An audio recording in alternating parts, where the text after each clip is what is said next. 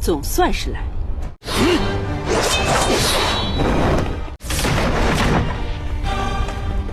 Hong Yu segera membunyikan lonceng tanda bahaya. Tusu yang mendengarkan lonceng tersebut hendak segera kembali.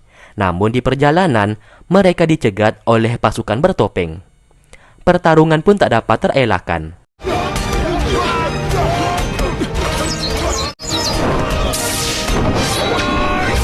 Tak lama kemudian, Lan Sheng yang selesai bertugas datang ke sana dan membantu mereka melawan pasukan bertopeng.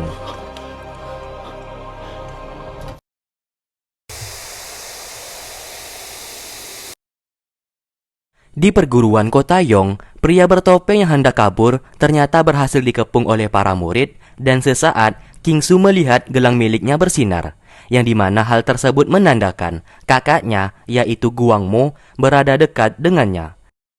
Namun sayang, ia jadi sasaran empuk oleh pria bertopeng. Di sini King Su mengira pria tersebut merupakan kakaknya.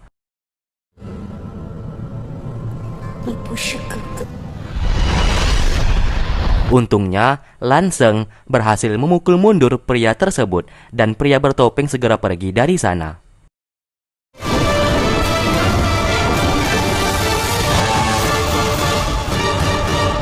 Kini, Tusu dan Ouyang dimarahi oleh pendeta Hansu karena melanggar peraturan, yaitu turun gunung. Mereka berdua pun akan diberikan hukuman yang sangat berat.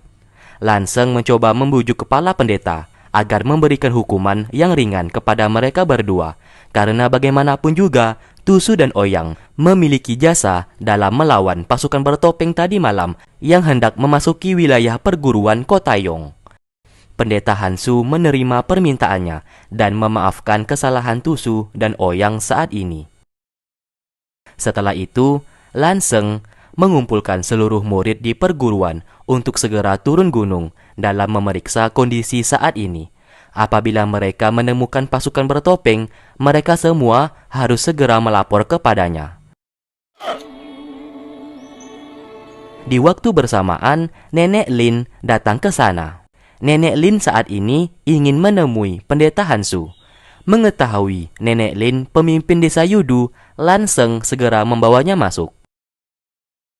Kedatangan Nenek Lin saat ini hendak memeriksa keadaan pedang iblis. Ia hanya ingin memastikan pedang tersebut baik-baik saja. Namun pendeta Hansu tidak mengizinkannya, karena meskipun ia seorang pemimpin yang berhak memberikan izin saat ini adalah pendeta Ziyin. Nenek Lin menanyakan keberadaan pendeta Ziyin saat ini. Pendeta Hansu menjawab kalau pendeta Ziyin masih berada di tempat pengasingan dan sedang bersemedi selama 3 tahun untuk memperkuat ilmunya agar bisa kembali menyegel pedang iblis. Karena tidak mendapatkan izin untuk mengecek keberadaan pedang iblis, Nenek Lin memutuskan untuk tinggal sementara di Kota Yong. Lan Sheng yang mengantar si nenek sesaat ditanyai tentang keadaan Yusin, salah satu anak yang dibawa oleh pendeta Ziyin di saat dulu. Di sini Lan Sheng berpura-pura tidak tahu dan ia berkata pendeta Ziyin di saat dulu tidak pernah membawa seseorang kembali ke Kota Yong. Nenek Lin hanya tersenyum mendengarkan perkataan darinya. Terlihat Nenek Lin sangat terkejut karena cucunya saat ini berada di sana. Namun ia bersama King Su memilih diam agar tidak menimbulkan kecurigaan kepada Lan Sheng. Singkat cerita, malam hari pun tiba. Nenek Lin memarahi King Su yang pergi tanpa mengabarkan apa-apa karena tindakan King Su membuat si nenek beserta patua di desa Yudu menjadi sangat khawatir. King Su menjawab ia datang ke Kota Yong untuk mencari Yusin dan mencari keberadaan Guang Mo. Sesaat ia berkata kalau gelang miliknya bersinar di saat pria bertopeng yang hendak mencuri pedang iblis datang ke perguruan, yang dimana hal tersebut menandakan pria bertopeng adalah Guang Mo. Nenek Lin tidak percaya akan hal tersebut. Apabila Guang Mo masih hidup, ia tak akan mungkin menyerangnya. Secara, King Su adalah adiknya sendiri. Setelah itu, King Su dipinta neneknya untuk pergi ke pavilion, tempat pedang iblis disegel. Hal itu bertujuan untuk mengetahui apakah pedang iblis baik-baik saja.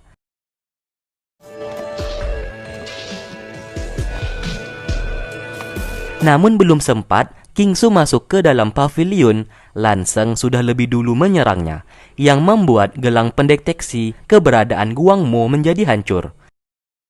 弟子未经允许是不可以靠近。我是为了追查那个盗剑贼，所以 Lan Sheng meminta maaf karena ia kira King Su adalah penyusup. Sebagai permintaan maafnya, ia pun berniat akan memperbaiki gelang tersebut. 师妹，以后不可以再乱闯剑里，盗剑贼武功高强，在还给你。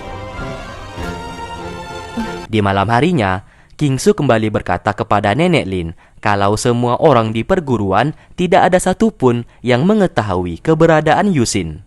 Kemarin Zhao Lin sempat memberitahukan kepadanya kalau ada seseorang yang bernama Yusin, namun ia masih belum yakin apakah pria itu Yusin atau bukan. Oleh karena itu, ia beserta neneknya mencoba pergi mengecek. Sesaat, Tusu bersama Ouyang melihat King Su bersama Nenek Lin yang seperti akrab satu sama lain. Saat bertemu dengan seseorang yang bernama Yusin, Nenek Lin berkata kalau pria itu bukanlah Yusin yang mereka cari, karena ia kenal betul sifat dan wajahnya. Tak lama kemudian, keberadaan mereka berdua kepergok oleh Lan Sheng. Dari sinilah ia tahu kalau King Su cucunya Nenek Lin, yang berasal dari desa Yudu. Karena sebelumnya, di saat mendaftar masuk menjadi murid baru, King Su sempat mengaku kalau ia bukan berasal dari desa Yudu, melainkan seorang pengelana. Di lain sisi, Tusu merasakan kalau Yusin yang dicari oleh King Su merupakan dirinya, karena ia merupakan satu-satunya anak yang dibawa oleh pendeta Ziyin di saat dulu. Ditambah lagi, di tubuhnya terdapat aura iblis. Namun ia merasa bingung apabila ia benar Yusin, kenapa Lan Sheng dan pendeta Ziyin terus saja menutupi identitasnya. Ouyang menjawab, mungkin saja Lan Sheng ingin keberadaan Tusu menjadi aman, karena mengingat aura iblis di tubuh Tusu sedang diincar oleh pria bertopeng. Karena merasa penasaran, Tusu menghampiri Lan Sheng untuk menanyakan identitas aslinya. Lan Sheng akhirnya berkata jujur dan mengiyakan kalau Tusu adalah Yusin. Di saat dulu ingatannya telah hilang dimakan aura iblis. Maka dari itu pendeta Ziyin mengganti namanya agar keberadaannya saat ini menjadi aman. Tak lama kemudian, King Su datang ke sana. Lan Sheng segera menyuruh Tusu untuk segera masuk ke dalam. Kini, King Su telah diusir dari perguruan karena dianggap mata-mata dari desa Yudu. King Su meminta maaf atas semuanya. Alasan ia masuk ke perguruan semata-mata hanya ingin mencari Yusin dan ia tidak berniat melakukan kejahatan, apalagi menjadi mata-mata dari desa Yudu. Tidak hanya itu, Fuku juga jadi membencinya. Ia pun mengembalikan gelang milik King Su yang berhasil diperbaiki. Namun sayang, kini gelang tersebut sudah tidak memiliki energi spiritual lagi, yang membuat ia tak bisa mendeteksi keberadaan Guang Mo. Sesaat King Su melihat kupu-kupu miliknya yang mengabarkan kalau saat ini Nenek Lin berada di pavilion. Ternyata Nenek Lin saat ini hendak memaksa masuk ke dalam. Ia tidak ingin mengambil pedang iblis, melainkan hanya ingin mengecek keadaannya saja. Hong Yu sebagai penjaga pavilion bersikeras melarang si nenek untuk masuk. Akhirnya pertarungan pun tak dapat terelakkan.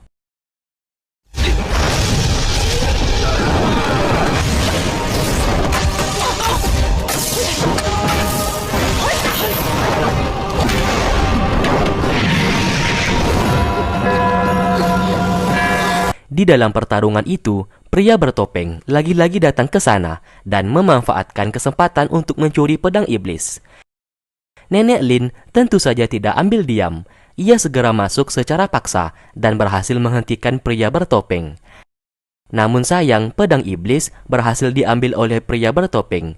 Tidak hanya itu, Nenek Lin juga terluka akibat terkena tusukan pedang tersebut. Untung saja Lan Sheng dan Hong Yu datang ke sana dan nyawa Nenek Lin bisa selamat.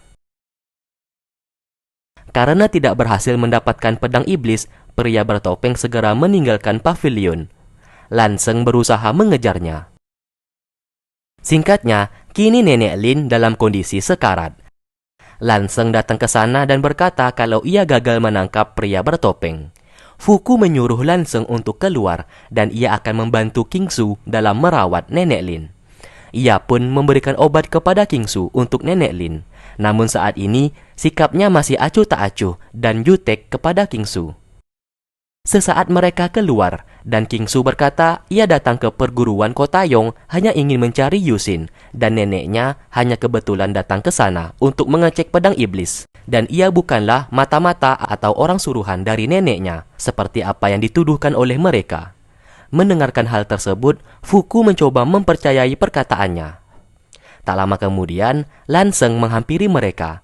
Saat ini ia meminta bantuan Kingsu karena Kingsu memiliki kupu-kupu pelacak untuk melacak keberadaan pria bertopeng saat ini. Kingsu siap membantunya, hitung-hitung sebagai permintaan maafnya saat ini. Lalu setelah itu, Kingsu mulai menyebar kupu-kupu pelacak miliknya dan mereka tinggal menunggu kabar dari kupu-kupu pelacak apabila berhasil menemukan keberadaan pria bertopeng. Tak lama kemudian, Ling Duan memberikan informasi yang dimana ada penduduk desa yang tewas secara mengenaskan dan belum tahu apa penyebabnya. Lanseng diberi perintah oleh kepala pendeta untuk segera mengecek kondisi saat ini. Mendengarkan hal itu, ia pun segera mengumpulkan beberapa murid agar segera mengecek kondisi desa Yong saat ini. Tusu dan Ouyang menghampirinya dan meminta Lanseng untuk mengirim mereka turun gunung dan ikut menjalankan misi saat ini. Lanseng menyetujuinya dan meminta mereka untuk berhati-hati. Zhao Lin datang ke sana dan memberikan informasi kalau Kingsu telah menemukan keberadaan pria bertopeng dari kupu-kupu pelacak. Mendengarkan hal itu, Lanseng mempercayakan misi tersebut kepada Tusu dan Ouyang. Sementara ia akan pergi bersama Kingsu mencari keberadaan pria bertopeng. Mereka semua pun segera pergi dan berbagi tugas. Sedangkan Ling Duan si kampret memilih diam dan tidak ingin ikut membantu dalam masalah saat ini. Singkatnya, saat berada di desa, Tusu dan Ouyang melihat jasad warga yang mati mengenaskan. Ouyang melihat pria tersebut bukanlah tewas dibunuh oleh seseorang, melainkan terlihat seperti dibunuh oleh siluman. Ia mengetahui hal tersebut karena ia merupakan seorang dokter yang biasa menangani hal-hal yang mengerikan. Sementara itu, Lanseng dan Kingsu yang mengikuti kupu-kupu pelacak menemukan sehelai kain yang ada bercak darahnya, yang diduga milik pria bertopeng. Kembali ke mereka. Di saat itu, para warga berlari ketakutan karena ada siluman yang datang menyerang. Tusu meminta Ouyang untuk menyelamatkan para warga, sedangkan ia akan pergi mengecek. Lalu tak lama kemudian, tanpa disadari, Tusu memasuki sebuah portal yang tiba-tiba membawanya kembali ke desa Wumeng.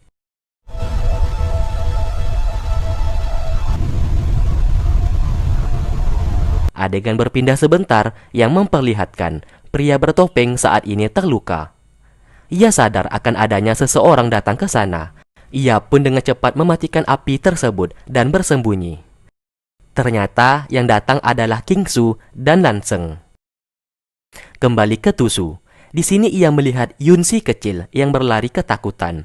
Tusu menyadari kalau anak itu adalah dirinya di masa dulu, namun ia masih belum bisa mengingat apapun mengenai masa lalunya saat ini. Secara tiba-tiba ia diserang oleh siluman ular berkepala 9 yang membunuh salah satu warga saat ini. Di waktu bersamaan, Ouyang ternyata berhasil ditangkap oleh pria bertopeng lainnya. Pria itu meminta pedang iblis kepada Tusu agar segera diserahkan. Ouyang menyuruhnya untuk pergi dan tak usah memperdulikannya. Namun naas, salah satu tangan Ouyang dipotong hingga putus. Tusu yang melihat salah satu tangan Ouyang dipotong menjadi sangat marah dan mengeluarkan kekuatan dari aura iblis di tubuhnya. Karena sudah dikendalikan oleh aura iblis, Tusu berlari begitu cepat untuk kembali ke perguruan dan mengambil paksa pedang iblis. Hong Yu yang menjaga pedang tersebut ikut menjadi korban kebrutalan Tusu. Di lain sisi, Lanseng tiba di desa dan mendapatkan kabar kalau Tusu dan Ouyang berada di dalam portal tersebut. Mendengarkan hal tersebut, ia pun segera masuk ke dalam.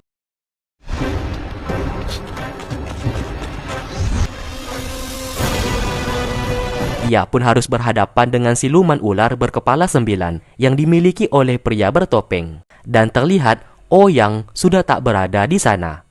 Pertarungan sengit pun terjadi.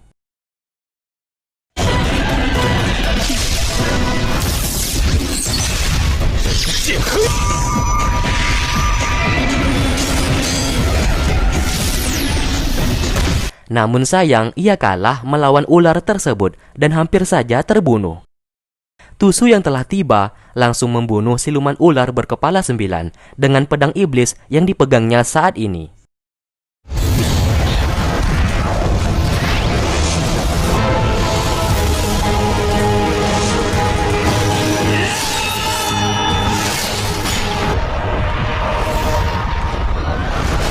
Tusu yang sudah dirasuki oleh aura iblis dan hilang kendali juga hendak membunuh Lanseng.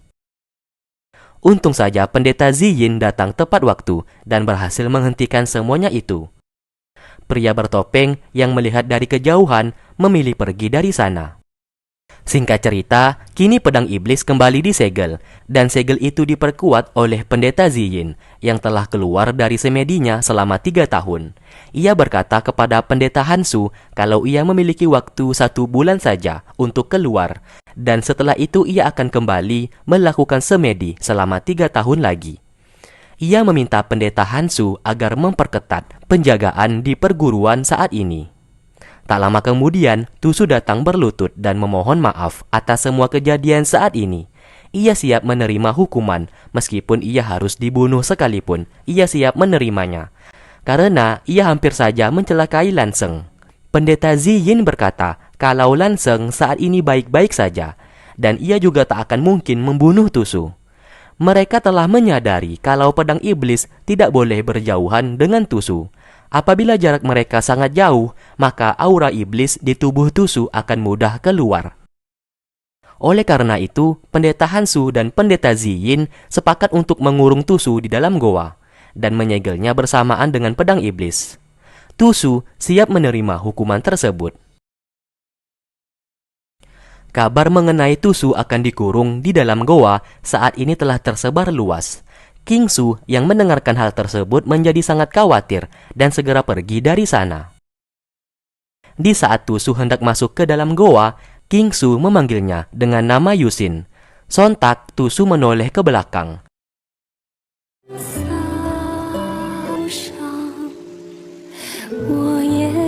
Hal itulah yang menandakan kalau Tusu adalah Yusin, orang yang dicari oleh King Su selama ini. Namun Tusu tak bisa berbuat apa-apa karena pendeta Ziyin memaksanya untuk segera masuk ke dalam goa. Ouyang datang ke sana dan menahan King Su. Ia berkata, Tusu saat ini sedang dikurung demi kebaikannya. King Su tetap tidak peduli dan ia berjanji akan mencari cara untuk membebaskan Tusu saat ini. Sedikit info, ternyata Ouyang saat ini baik-baik saja. Yang ditangkap oleh pria bertopeng tadi merupakan Ouyang yang palsu untuk melabuhi Tusu. Oke, lanjut.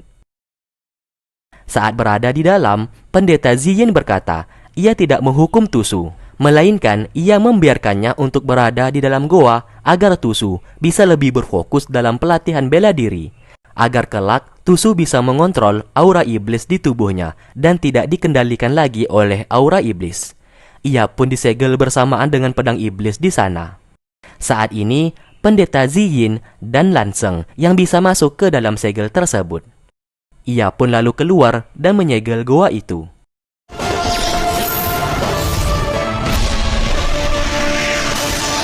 Tak lama kemudian, ia bertemu dengan Nenek Lin. Ia berkata untuk tak usah khawatir, karena ia berjanji pedang iblis akan baik-baik saja dan tidak akan membuat kekacauan lagi. Nenek Lin dipinta untuk kembali ke desa Yudu. Mendengarkan hal tersebut, Nenek Lin bisa bernafas lega dan segera pergi dari sana. Di lain sisi, Ouyang menemui Tusu. Ia hendak pamit untuk pergi dari perguruan. Karena misinya saat ini sedang mencari ramuan obat yang dapat menghidupkan orang mati. Mereka berdua pun berjanji akan bertemu suatu saat nanti. Apabila hari itu telah datang, mereka memutuskan untuk menjadi saudara. Singkat cerita, Setelah meninggalkan perguruan, Ouyang dihampiri oleh salah satu pria yang bernama Tuan Lei. Ia merupakan pemimpin sekte Qing. Alasannya datang ke sana karena Tuan Lei ingin mengajak Ouyang bergabung ke dalam sektenya dan ia siap memberikan pasokan obat-obatan untuk Ouyang melakukan eksperimen. Mendengarkan hal itu, Ouyang menyetujui permintaannya. 那接到青羽潭中，正在等候什么？